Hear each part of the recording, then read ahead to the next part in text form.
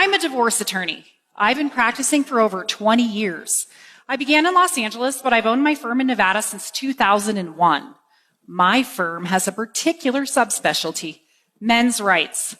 My 9 female employees and I specifically represent men in divorce and custody battles. In my practice, we've represented over 2,000 men, 650 of whom are fathers. My expertise not only comes from my career, but just as much from my personal life. I'm a mother. My children are 23, 15, 12, and barely 3. What has 20 years of representing men in family law as a wife, mother, and daughter taught me about fatherhood? Allow me, if you will, to start with the second thing I learned about fatherhood.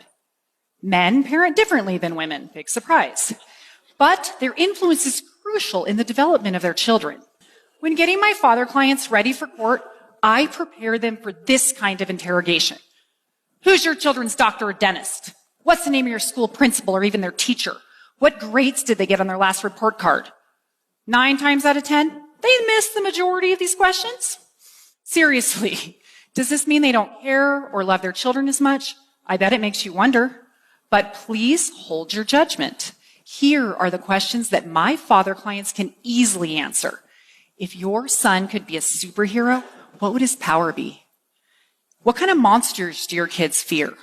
How high does your daughter feel comfortable flying in a swing? What makes your son feel defeated? Yet, in my experience cross-examining hundreds of mothers in family court, these are the harder questions for them. Most of us know motherhood brings with it a sixth sense and an unspoken bond to our children. But what about fathers? Even fathers feel insecure about this reality.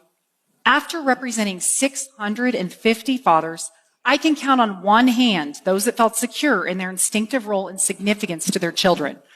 What's interesting is my anecdotal legal experience suggests otherwise. In 20 years of practice, I've had over 100 men take a paternity test. Do you know how many were wrong in predicting their biological relation to the child? 2. This shocked me and taught me my third lesson. Fathers, too, have a genetic bond and instinct about their children from infancy. Think about your childhood. Picture your father. Now, go back in your memories and erase your father from every scene. This is what the other 40% of people's childhoods look like. Nearly 2 of every 5 children in America are growing up without their fathers, or 17 million, according to the 2016 census. Other sources estimate as many as 30 million. In 2011, I joined the board for a local charity called Nevada Youth Empowerment Project, or ENYEP. ENYEP is a housing program for homeless girls, ages 18 to 24. As board president of this small charity, I've been closely involved and gotten to know the girls and their tragic stories over the years. Hundreds of otherwise homeless girls have come through our program. Their backgrounds and what they have endured would haunt you. Do you know the one thing all of these girls have in common? They all come from fatherless homes. Sadly, these girls aren't the exception. They're the rule. My fourth lesson about fatherhood came from the data. According to the Center for Disease Control, children from fatherless homes account for 90% of all homeless and runaway kids, 71% of high school dropouts, and 63% of youth suicides. While you listen to me speak, you have to be wondering, what makes fathers so crucial? Honestly, the answer is complex and better explored by psychologists. What I can tell you is that the data unequivocally tells us fathers are vital, and yet laws and society undervalue their importance, making it harder for them to be in their children's lives. Even fathers underrate their own value. I know this data upsets a lot of mothers, me included. But advocating for fathers isn't about diminishing mothers.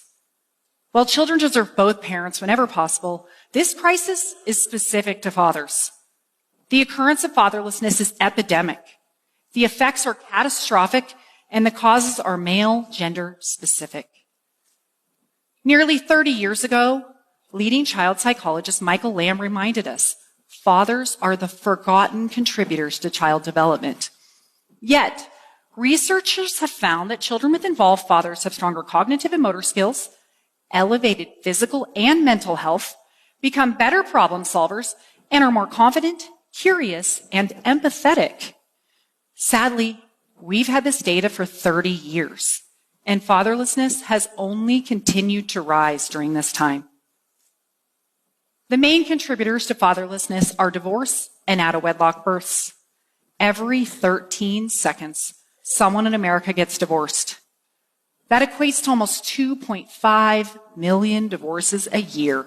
Currently, more than 40%, or 1.5 million babies, are born out of wedlock each year in the U.S. And this brings me back to the first and most significant thing that my career has taught me about fatherhood. Family court is one of the critical places where fathers are disadvantaged, and this hurts kids. Historically, this maternal preference was solidified in the tender years doctrine, which mandated custody of children under age 4 be awarded to mothers. This doctrine was in use until the 80s. As the laws progressed, visitation for fathers improved, but it took a lot of years before the law was finally gender equal. In fact, it wasn't until 2017 that Nevada finally adopted a presumption for joint physical custody. When I began my practice, and until 10 years ago, the best my father clients could expect was every other weekend visitation and maybe a dinner on the off week. While significant legal progress has been made, this long-standing bias against fathers still occurs in the enforcement of custody orders, in child support rulings, and it exists in paternity laws. All the while, the number of kids growing up without dads continues to rise. Between 1960 and 2016, the percentage of children growing up with just mothers nearly tripled, from 8 to 23%. Paternity laws desperately need more reform to protect the 40% of children born out of wedlock each year in the U.S. Right now, once custody has been ordered, it's illegal to remove a child from their father, usually a felony. But it's perfectly legal in all 50 states for a woman to conceal her pregnancy, leave the father's name off the birth certificate, and never tell him he is a child. Ever. How is this not kidnapping? Just as horrible, a woman can knowingly list the wrong father on a child's birth certificate, deceive him, and a short while later, in many states, the wrong man becomes that child's legal father forever. He's obligated to a child that isn't his, and that child just lost their real father. This is a betrayal of the worst kind. And the law not only allows it, it creates the opportunity. This is what we know. Every bit of data we have tells us children need their fathers. The law, its application, and society at large disfavor fathers. The law is improving, but the statistics are not. So, what can you do? We are the change makers, all of us. If you're a father, make the effort. Do everything you can to be in your children's daily lives. If you're a mother, encourage and facilitate the relationship between your children and their father instead of trying to interfere or control it. If you're a child, spend time with your dad. Ask him to do something. Seek his advice and guidance. If you're an employer, grant the fathers you employ the ability to be at their children's events, to help in their schools, to take sick days to care for their kids. If you work in the legal field, help us continue to progress, change the laws, and ensure that they're enforced to protect fathers and their children. The importance of this pursuit cannot be overstated. The fate of nearly half of America's children depends on it. I'd like to close by asking all of you to do one final thing. Please stand if you are able, or raise your hand. If you grew up without a father, if you raised or raising a child without a father, or if you were a father who's been separated from your child. Now, look around. The people really affected by fatherlessness. Really, look. Now let me tell you who can't stand.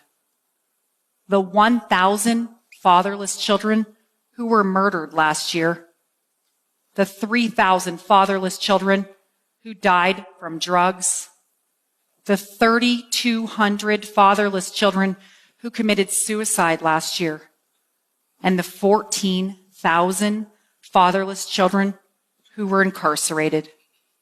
Everyone, please stand for them and do everything you can to help the remaining 17 million fatherless children avoid these fates.